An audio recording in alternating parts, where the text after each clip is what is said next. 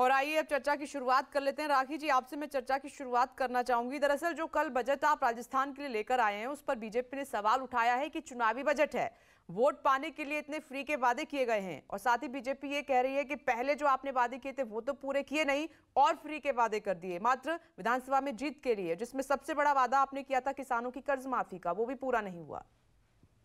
बिल्कुल मिथिलेश जी, आप बिल्कुल ठीक कह रहे हैं, क्योंकि एक लिस्ट है बहुत लंबी। लास्ट ईयर का बजट हम देखें तो किसानों को समर्पित किया था राजस्थान सरकार ने, और जब एक साल का समय निकल गया तो ये सही समय था जब वो बताते कि किसानों के लिए जो उन्होंने अनाउंसमेंट किए थे वो ग्राउंड पर कितना आए। अगर वो अनाउंसमेंट पूरे हो जाते तो निश्चित तौर पे भारतीय जनता पार्टी जो अनाउंसमेंट किए गए थे उन पर विश्वास भी करती कि आगे आने वाले समय में ये सभी घोषणाएं पूरी करती। 500 रुपए में अगर महिलाओं को गैस सिलेंडर मिलता है तो निश्चित तौर पे स्वागत योग्य एक कदम है, लेकिन माफ ये तब कीजिएगा संभव हो पाता राखी जी, एक मिनट अगर माफ कीजिएगा, ये जी। सवाल मुझे नीरज जी से पूछना था। मैं आपसे क्योंकि बजट उनकी सरकार है राजस्थान में, बजट उन्होंने पेश किया है। नीरज जी, इसका सवाल तो आपने सुन लिया होगा, जवाब दीजिए। जी विपनेश जी, देखिए, हम लोग संविधान को मानने वाले लोग हैं और संविधान में लिखा गया है कि भारत की जो इकॉनमी है वो मूलतः सोशलिस्ट इकॉनमी है, और जिसके अंदर हम लोगों ने ये समझा है कि एक वेलफेयर स्टेट की जो परिकल्पना है, जो कॉन्स्टिट्यूएंट असेंबली ने की थी, वो ये की थी कि हर उस आदमी को, हर उस महिला को हम लोगों को अपना हाथ आगे बढ़ाकर देना है, जिससे उसको मेन स्ट्रीम में आने में आसानी हो। आज देखिए, केंद्र सरकार की जो फिस्कल डिसमैनेजमेंट है, जिसकी वजह से आज देश की आम जनता की जेब में पैसा नहीं है। हम लोगों ने काम यही किया है, देश की आम जनता की जेब में पैसे डालने का काम।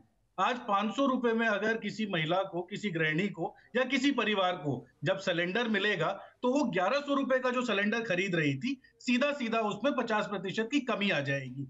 आप जैसे ही किसी अस्पताल में जाकर 25 लाख रुपए के बीमा का आप उसका फायदा उठाएंगी, तो आपको यह समझ आएगा कि ये केंद्र सरकार ने जो हेल्थ इंश्योरेंस पर जीएसटी लगाया, और छोड़िए हेल्थ इंश्योरेंस के अंदर जाकर आप जब रूम लेते हैं, उस रूम के किराए पर जब जीएसटी लगा दिया, वहीं पर देश में एक ऐसी सरकार है जो हर आदमी को फ्री में इलाज करा कर देना चाहती है, क्योंकि हमें अपने ह्यूमन डेवलपमेंट इंडेक्स को बढ़ाना है। इस तरफ राजस्थान सरकार ने अपने सारे काम किए हैं। आज आप प्रदेश में घूमकर कहीं देखिए, मेरा राजस्थान में आना जाना लगातार रहता है, कोई व्यक्ति आपको ऐसा नहीं मिलेगा जिसको अशोक गहलोत की कल्याणकारी नीतियों से कोई कमी हो। आज चाहे ओल्ड पेंशन स्कीम का मुद्दा हो, चाहे चिरंजीवी स्कीम का मुद्दा हो, चाहे भामाशाह स्कीम का मुद्दा हो, चाहे हमारी जल सिंचाई योजना का मुद्दा हो, जितने मुद्दों पर कांग्रेस की गहलोत सरकार ने जितने वादे किए थे, आज वो क्रियान्वित हो चुके हैं, और यही वजह है। पूरा किया क्या नीरज जी? देखिए, मैं आपको बताता हूं, किसानों की कर्ज माफी के लिए हम लोग अगर समझे तो जो किसानों के ऊपर नीति बनाने का काम है वो कॉन्करेंट लिस्ट का पार्ट है, जिसमें केंद्र सरकार का भी योगदान होता है। केंद्र सरकार तो काले कानून लेकर आ जाती है, किसानों की जमीन छीनने के लिए आ जाती है, वो अडानी को बड़े बड़े साइलो गोडाउन बनाने के लिए जगह देती है। नहीं, अब आप उधर चले गए, सवाल का जवाब दीजिए।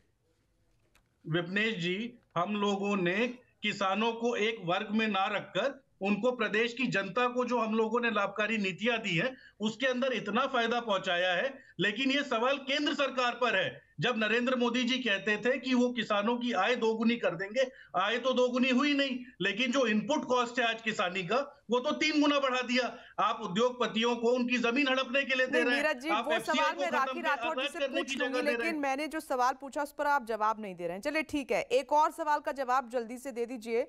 चुनाव आयोग ब्यौरा मांग रहा है, जो आपने वादा कर दिया कि सिंचाई के लिए 2000 यूनिट फ्री बिजली देंगे, बुजुर्ग पेंशन योजना 10,000 प्रति माह होगी, 25 लाख किसानों को मुफ्त बीज किट मिलेगी, 3000 करोड़ का ब्याज मुक्त लोन होगा।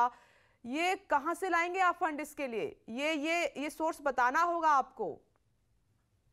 विपनेश जी, कांग्रेस पार्टी उन्हीं डॉक्टर मनमोहन सिंह जी की पार्टी है, जिन्होंने देश को जिस दिशा में वो ले गए, वो सबको पता है कि जब पूरी दुनिया एक फिस्कल मिसमैनेजमेंट में फंसी हुई थी, तो यहाँ की जो हमारी केंद्र सरकार थी देश की, वो अपना काम कर रही थी। और मैं आपको एक उदाहरण के साथ बता देता हूं कि हमारी कथनी और करनी में इनकी तरफ फर्क नहीं है। अगर आपको याद हो, 2019 में राहुल गांधी जी ने एक न्याय स्कीम का अनाउंसमेंट किया था, जिसमें 72,000 रुपए हर परिवार को जाने थे, जो कि उनको जेब में पैसा देने का काम करती। और हम लोगों ने जब वो स्कीम बनाई, उसका हमने व्हाइट पेपर प्रेजेंट किया। एक उदाहरण आपको और दे देता हूं, जब OROP one rank one pension की बात हुई थी, तो आपको याद होगा 2019 में जनरल हुडा ने आके आपको पूरा फिस्कल मैनेजमेंट बताया था। हम लोग डॉक्टर मनमोहन सिंह की पार्टी के लोग हैं, हम लोग अगर कोई वादा करते हैं उसको पूरा करके दिखाते हैं। आज हमने ओल्ड पेंशन स्कीम हिमाचल में लागू की, आज हमने ओल्ड पेंशन स्कीम राजस्थान में लागू की, आज हमने ओल्ड पेंशन स्कीम छत्तीसगढ़ में लागू की।